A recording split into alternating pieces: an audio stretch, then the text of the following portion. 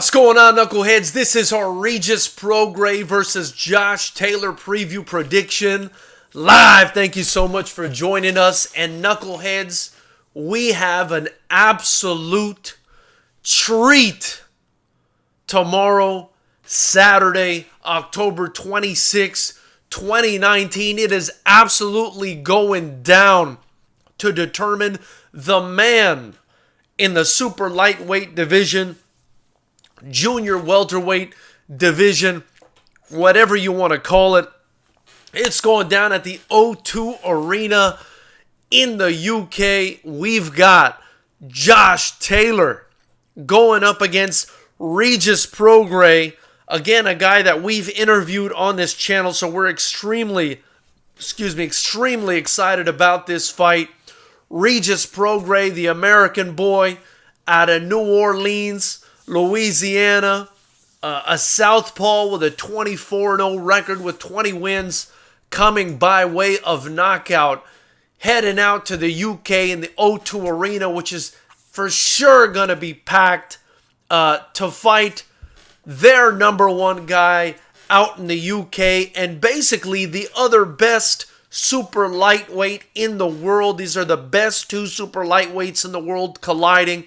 Josh Taylor at just 15-0, but with 12 knockouts. He's got less experience than Regis Prograis does Josh Taylor, but that doesn't mean that Josh, the Tartan Tornado Taylor, is not ready to put it all on the line and put up an incredible fight against Regis Prograis. If I'm being honest with you guys, at this point, I think this is a 50-50 fight. This is a dead even fight. Anybody can win this fight if you ask me.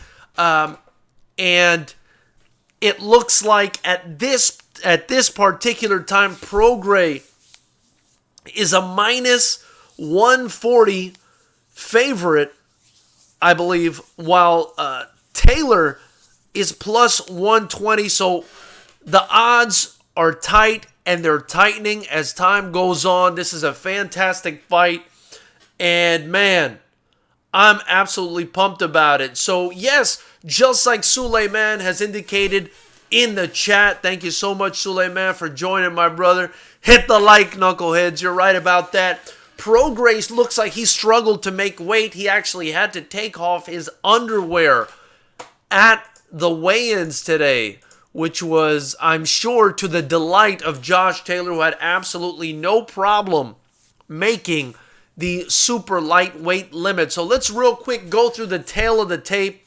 talk about these guys' advantages, disadvantages, what they need to do to win this fight, and then I'm going to give you guys my prediction on this really close 50-50 fight that I'm very excited about tomorrow. We've also got Chisora and David Price on the undercard, so that's going to be a fantastic fight to watch too, as long as it lasts. And I say that assuming it lasts at all, because David Price has been known to have a bit of a glass jaw. Chisora's been knocked out too, but not the way David Price has been. But at the same time, David Price is such a heavy hitter that you never know. The fight can end at any point.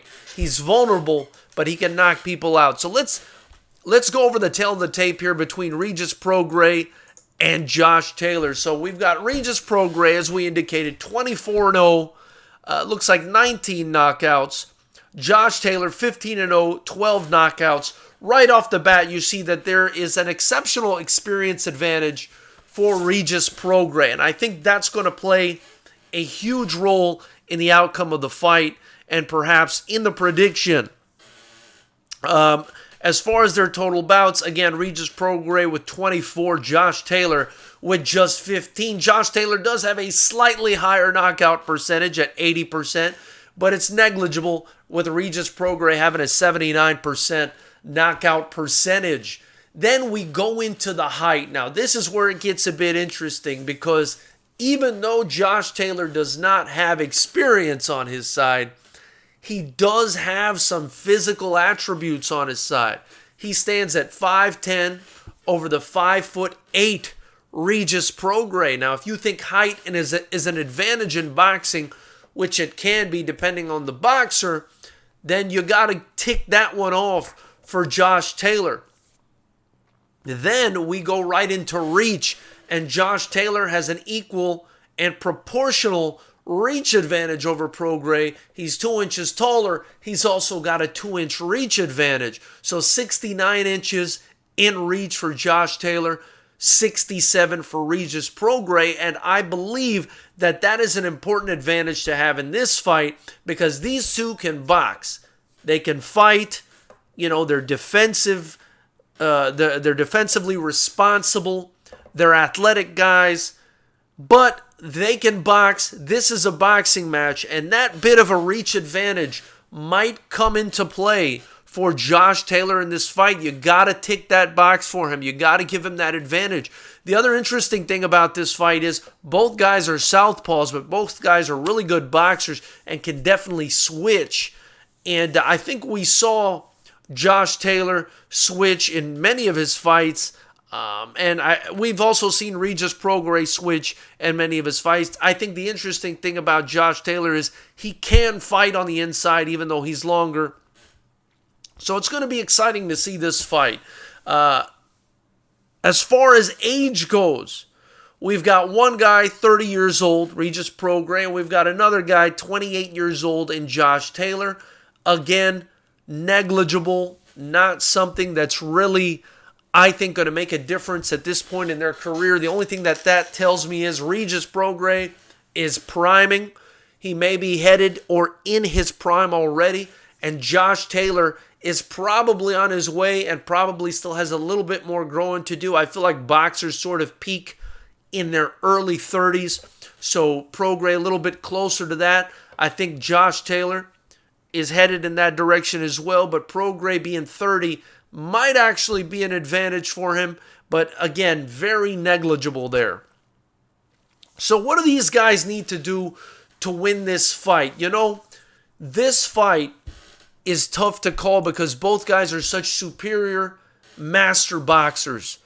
And this is such an important fight that, every little advantage that these guys can get for themselves, they'll need to take it because this fight is really that close. And what's going to make this fight even more intriguing and exciting is the fact that there is so much on the line for this fight. We've got the WBA World Super Light title. We've got the IBF World Super Light title. We've got the WBC Diamond Super Light title. We've got the Muhammad Ali Trophy. And basically whoever wins this has got to be the lineal champ at 140 pounds. And it looks like, yes, again, WBA Super Light Welterweight title, IBF Super Light Welterweight title, the vacant Ring Light Welterweight titles, and the World Boxing Super Series Light Welterweight title, which is basically the Muhammad Ali Trophy. So 4 big things on the line on Saturday night tomorrow, and I think the most important thing that's on the line for this fight tomorrow is you can say, if you win tomorrow, you can say that you are the man in the 140-pound division and you are the only unified champ in the 140-pound division. So that's what's on the line for this fight. So as far as what these guys need to do to win, they just need to box. They just need to be smart, and they got to be careful because both of these guys can finish a fight. They got to box smart, both of them. And they can't let their emotions get the best of them. Josh Taylor has been talking a lot more than I'm used to seeing him talk for this fight. But he is very much got a chip on his shoulder, wanting to show the world that he's better than Regis Prograis. Both guys are hyper confident. I think Josh Taylor would be best served to fight like he typically fights. A little bit of work on the outside, find his holes on the inside, go to the body, go back to the head. He's going to have to switch up and changed the look a lot for Regis Prograis, who's extremely defensively responsible. Prograis is going to have to be able to negate that reach advantage. He's going to have to also try to get in on the inside, try to counter Josh Taylor when he gets in on the inside, use his slickness and his speed. Both guys are pretty slick. Both guys have some good speed. Both guys have some good power. He's definitely going to have to hurt Josh Taylor and earn his respect, because Josh Taylor is definitely a tough guy, and he's going to want to go in there and make it a brawl at times. And Prograis is the same way, so these guys are going to have to be really tactical in their approach to this fight. Again, I think Josh Taylor is probably going to have to try to spend a little bit more time on the outside to try to use that reach advantage. But at the same time, he's so good on the inside that he's definitely going to want to visit that once in a while. And then Regis Prograis is just going to have to use his fantastic defense, reflexes, and speed to land the shots when he can. He doesn't want to stay on the outside too long. Because of the reach advantage that Josh Taylor has, he's probably going to want to put a little bit of intelligent pressure on Taylor to try to make him make some mistakes. And really, knuckleheads, this is a 50-50 fight. And this is a hard fight for me to pick because I like both of these guys. I do like both of these guys, but obviously that doesn't and shouldn't enter into one's bias when it comes to picking who they think is going to be the winner in this fight. Now, for me, knuckleheads, even though I think it's a close fight and it can go either way, I think I got to go with Regis Prograis in this fight. And I'm going to tell you guys why. He's got a significant experience advantage over Josh Taylor with 9 more fights. He's even knocked out 7 more people. He's also, in my opinion, probably received the more academic training in boxing, if you want to call it that. He grew up sparring the toughest guys in the world. He grew up on that boxing scene in Houston. He grew up sparring the likes of the Charlo twins and Juan Diaz and all these other monsters that were down in Houston. That's not to say that Josh Taylor hasn't fought quality guys. In fact, Josh Taylor, it can be argued, has a resume just as good as Prograis, maybe even better, right? But I just believe that Prograis at this point in his career might have a slight advantage as far as his pedigree, because he's had so much more opportunities to box the best guys in the world. Now, if we look at their resumes and we compare their resumes, there's definitely still a case for Josh Taylor to win this fight. He's fought guys like O'Hara Davies, who's a decent fighter, Victor Postol, Ivan Baranchyk, and Baranchyk is a guy that, was very tough, and it was for the IBF title, and he beat him when the pressure was on at the World Boxing Super Series. Postol is another guy, really good fighter, and he was able to handle him by unanimous decision. O'Hara Davies at the time was also a pretty big deal, and they were fighting for the WBC silver title and the Commonwealth title in the British Empire, and that's according to BoxRec. British Empire is what they put in the parentheses, which is hilarious. But he actually TKO'd O'Hara Davies. Then you look at Prograis' resume, and you've got Kirill Relik, who was an okay fighter. He was a champ of the WBA, but I'm not sure if he was as quality as, for example, a Baranchyk.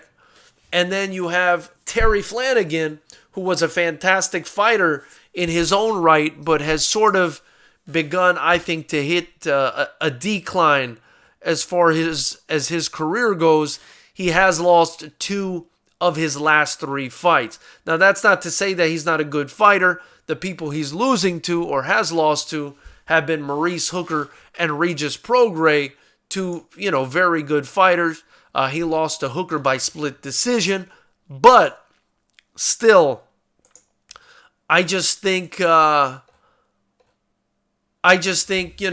Terry Flanagan is a decent fighter, and he's another guy on Prograis' resume.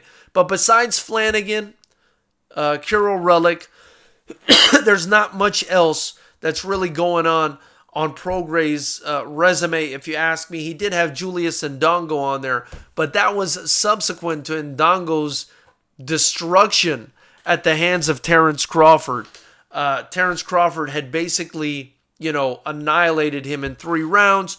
Prograis went in there in the next fight and finished him in 2 rounds. So, comparable resumes, but I think I would give Josh Taylor a very slight advantage as far as the resume goes. But again, it's negligible. Every advantage in this fight for these guys is really negligible. The biggest advantage, I think, and the reason I'm going with Regis Prograis, is the experience. Those 9 extra fights, I think, are going to come in handy. And also the fact that he sparred with some of the best people in the world. Just being down here in Houston, in the United States, fighting some of the best guys and growing up around some of the best guys in the world and being exposed to that from the beginning until the present in your career, I think does wonders for your career. So that's my opinion on the fight. These are, 2 guys that we definitely have to watch. You also are going to want to tune in to watch Chisora versus David Price, as I indicated before. Both of those guys are really tough guys. And, that's also a hard fight to predict, considering that David Price has just come off of a win over Dave Allen that I think a lot of people thought he might lose because of his chin. Now, this is a David Price who had Povetkin hurt before getting knocked out. Yes, he was beaten twice by Tony Thompson, but, perhaps he was pushed too early. Maybe he's tightened up his defense.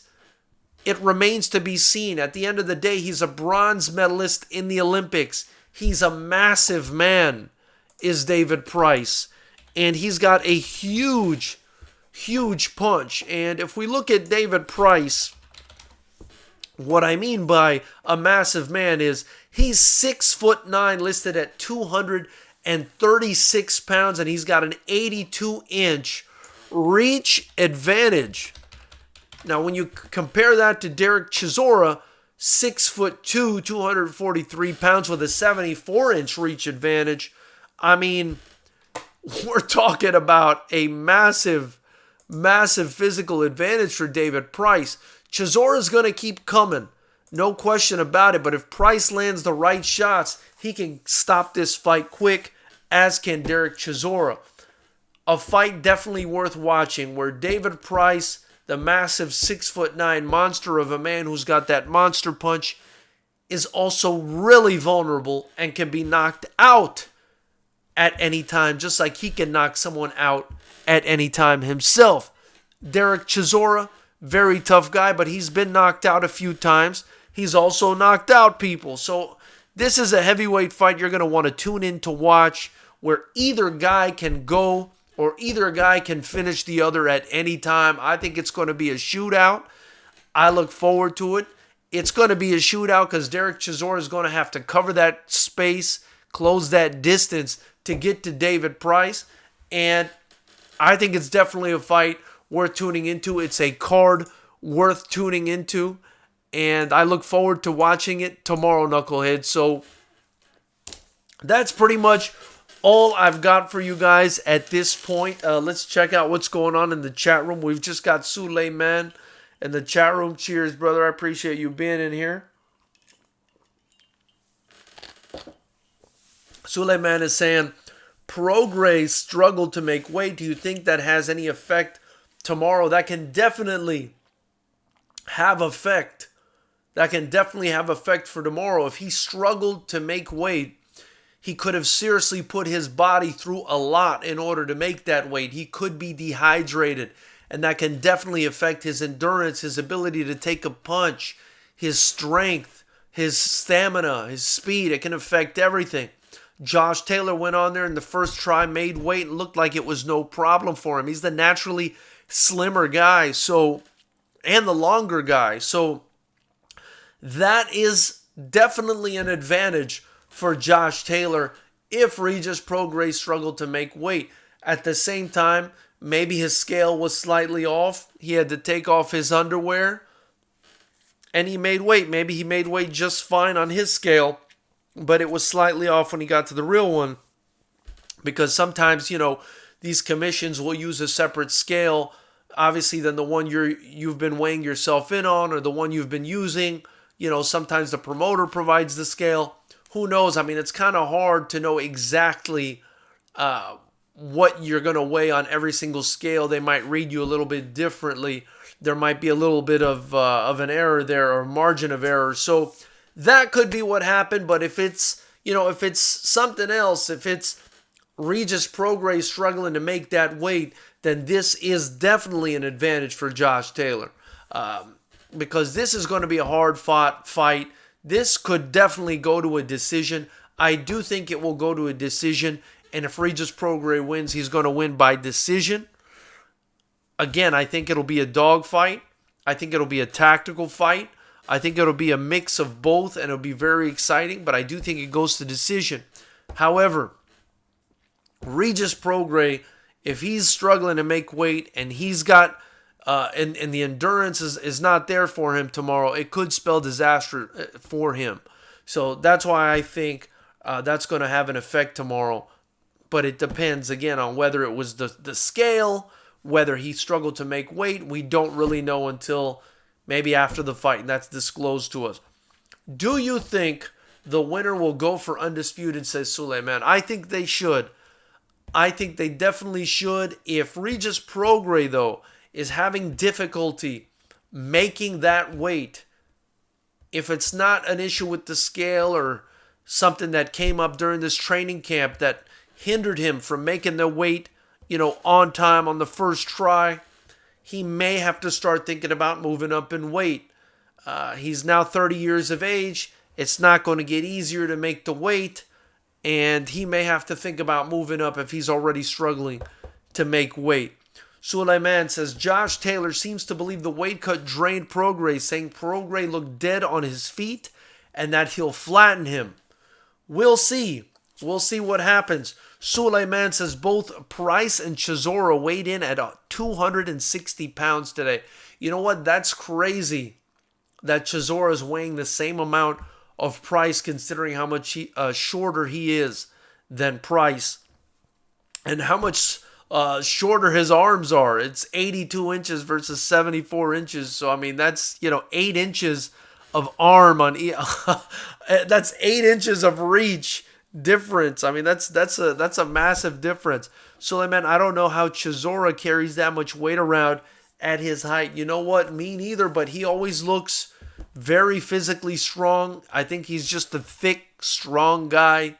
And he probably, if I'm being honest, is the convincing favorite in this fight. But this is not a fight that I would count David Price out of.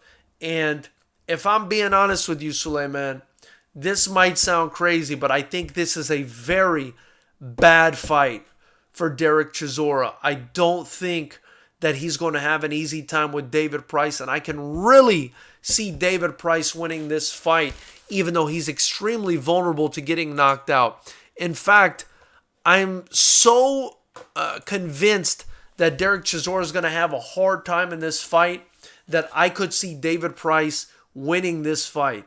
So definitely a fight we would tune into. We will tune into. If I was at the sports book, I would actually put my money on David Price, who I'm sure is the underdog in this fight.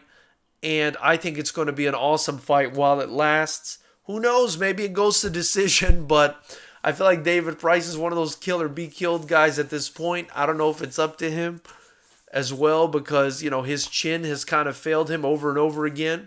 So maybe he's just changed his style into this kill or be killed style. But, I do think a guy that's 6'9", 260 pounds, if he lands a shot on you, it's devastating. It's devastating. I think it's more devastating than a guy Derek Chisora size because he's got that length. He's got that leverage from that length, and it's just physics is on his side, my man. So I don't like the fight for Chisora, and I think it's going to be a tough fight for him. Suleiman says Chisora should have went for the Povetkin fight. Instead, it was just confirmed Povetkin will be on the AJ Ruiz undercard against Michael Hunter. That's interesting. But I feel like Povetkin, if I'm being honest, is also, basically at the end of his career. And I don't think that, Povetkin is ever going to hold the title again unless it's, one of these second-hand or third-hand titles that these sanctioning bodies are giving up nowadays. So I do see this as a bad fight for Derek Chisora. I am interested in that Ruiz AJ fight big time. I would love to see the winner of this Chisora Price fight maybe get after Dillian White, even if that means Chisora fighting him a third time.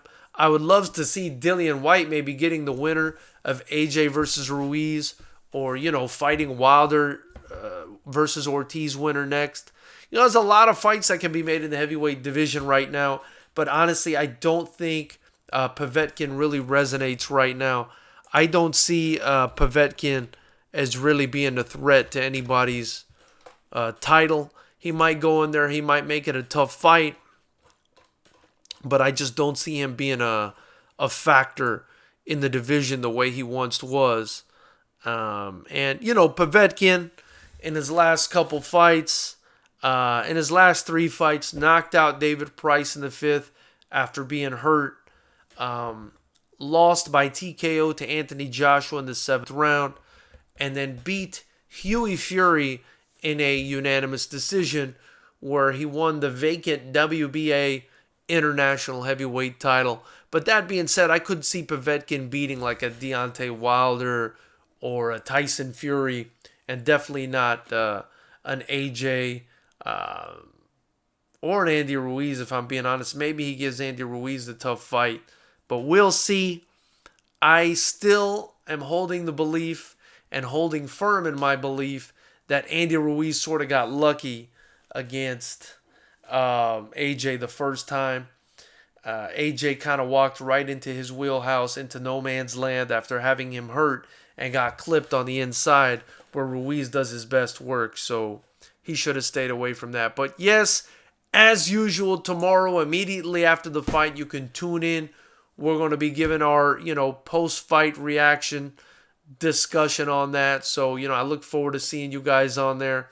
I appreciate you guys joining the chat. If you haven't already, subscribe. We do this almost every night at 9 p.m. Pacific time, and we'll see you tomorrow after the Taylor Prograis fight right here live. So be sure to tune in, guys. Have a great night, knuckleheads. It's much appreciated.